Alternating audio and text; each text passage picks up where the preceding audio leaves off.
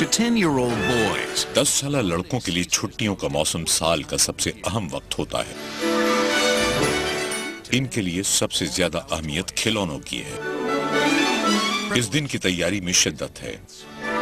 ख्वाहिशों की फहरिस्त तैयार है। फहरिस्त वालिदैन को दी जाती है, दादा दादी को दी जाती है, सांता को खत भेजा जाता है। letter mailed to Santa. Check. It's a tremendous amount of work. काम काफी है, लेकिन इनाम के मुकाबले में कुर्बानी ज्यादा नहीं। ज्यादातर लड़के दिन का बड़ा हिस्सा रेलगाड़ियों और लड़ाका किरदारों पर बनाए हुए खिलौनों के ख्वाब देखते हुए गुजारते हैं। But the toys of childhood are more important than you might think. खेलना बच्चों का काम है। खेल के जरिए ही वो एक दूसरे से ताउन, खेल में मुनसिफाना रवैयों और मिलने जुलने के बारे में सीखते हैं। वो लड़ाका किरदारों पर बने खिलौनों के जरिए खुद को मुख्तलिफ किरदारों में ढालते हैं। वो अपनी ही दुनिया की निस्बत से और इसके तनाजुर में खुद को तलाश कर पाते हैं। If play is the work kids do, अगर खेलना बच्चों का काम है तो खिलौने उनके औजार। पिछले साल अमेरिका में लोगों ने तकरीबन 23 अरब डॉलर इन औजारों पर खर्च किए।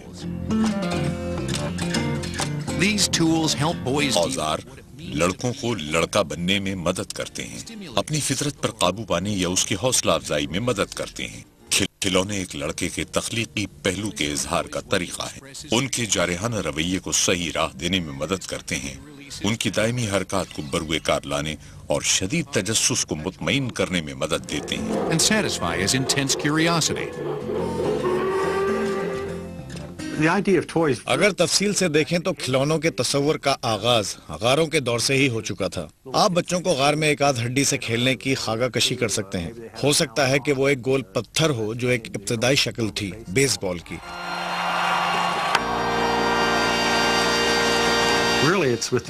असल में मिस्रियों से खिलौनों की महफूज शुदा तारीख शुरू होती है। Ancient Egyptian boys played with many toys still. कदीम मिस्री लड़के बहुत से ऐसे खिलौनों से खेलते थे जो आज भी मकबूल हैं। चमड़े या पत्थर की गेंदों, लट्टू, धक्के से चलने वाले खिलौने और board game. Even board games. The Greeks यूनानियों ने अपने खिलौनों में छोटे घोड़े, पासा, लकड़ी से बनी तलवारें और बल्ले शामिल किए और 2 लकड़ी या धात से बनी डिस्क और रस्सी को मिलाकर यो-यो भी। 2 wooden or metal discs and a string. और मिट्टी से बने हुए सिपाहियों की शक्ल के खिलौने भी। Playtime was cut short, however, during कुरूने वस्ता में खेलने का वक्त कम हो गया क्योंकि लोग कुछ खेल की बजाय अपनी बका के लिए ज्यादा फिक्रमंद थे। अगर हम पिछले जमानों को देखें तो हैरान होंगे कि लड़कों के खेलने के लिए कितने कम खिलौने थे। इसकी कुछ वजह ये थी कि लड़कों से छोटी उम्र से ही काम पर लग जाने की तवक्को की जाती थी और खिलौनों को महज बिल्कुल छोटे बच्चों के खेलने की गैर संजीदा चीज समझा जाता था। But toys made a comeback during the नशात Sania यानी रेनेसां के दौरान खिलौने वापस आए जब खिलौने बनाने का कारोबार सरकारी तौर पर शुरू हुआ।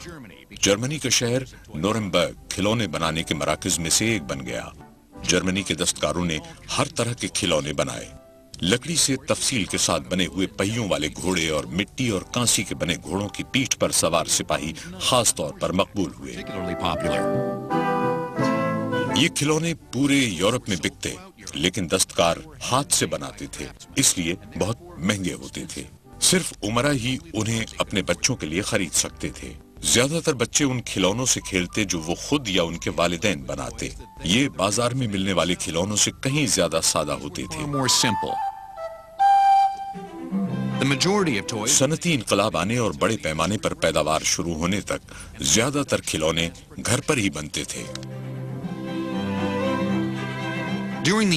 18वीं सदी में खिलौने ज्यादा पेचीदा हो गए। कंपनियों ने खूबसूरत रंगों के टीन के खिलौने और चाबी से चलने वाले पेचीदा खिलौने मुतारिफ कराए जो वालिदैन को भी उतना ही मुतासिर करते थे जितना के बच्चों को।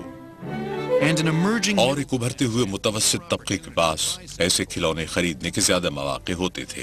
क्रिसमस पर तोहफे बांटने का रुझान पहले से कहीं ज्यादा बढ़ गया। जब मशीन ने इंसानी कुव्वत की जगह लेनी शुरू की तो मुतवस्सित तबके के बच्चों को भी ये एहसास हुआ कि वो ज्यादा अरसे तक बच्चे बने रह सकते हैं। But this wasn't supposed to be spent in sort of idle لیکن اس کا مطلب محض کھیل کر وقت گزارنا نہیں تھا. بچوں سے بالغ بننے کی توقع کی جاتی تھی اور یہ سیکھنے کی کہ سائنس اور ٹیکنالوجی اور کاروبار کی اس تیزی سے بدلتی دنیا میں کیسے داخل ہوا جائے.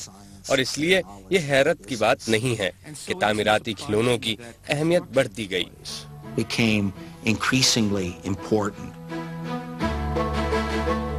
From a parent's standpoint, والدین کے نقطہ نظر سے ایک تعمیری کھلونے سے زیادہ تعمیراتی کیا ہو سکتا تھا؟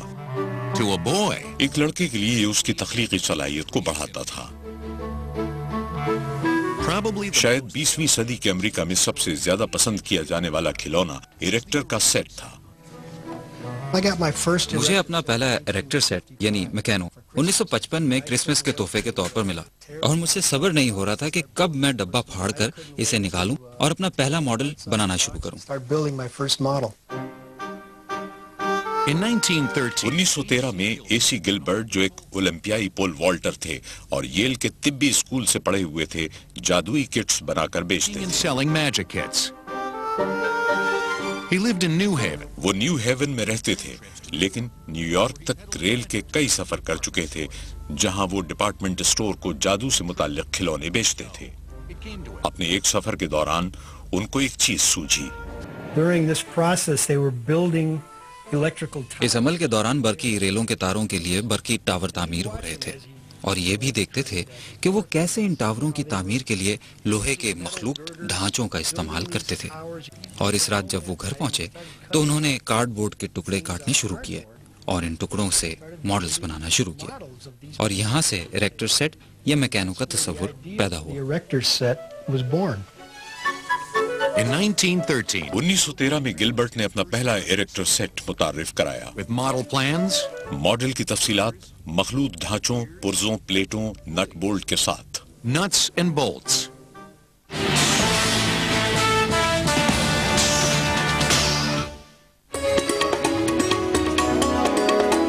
کیا آپ جانتے ہیں کہ یو یو نامی کھلونے کی ابتدا کہاں سے اور کیوں ہوئی؟ جب آپ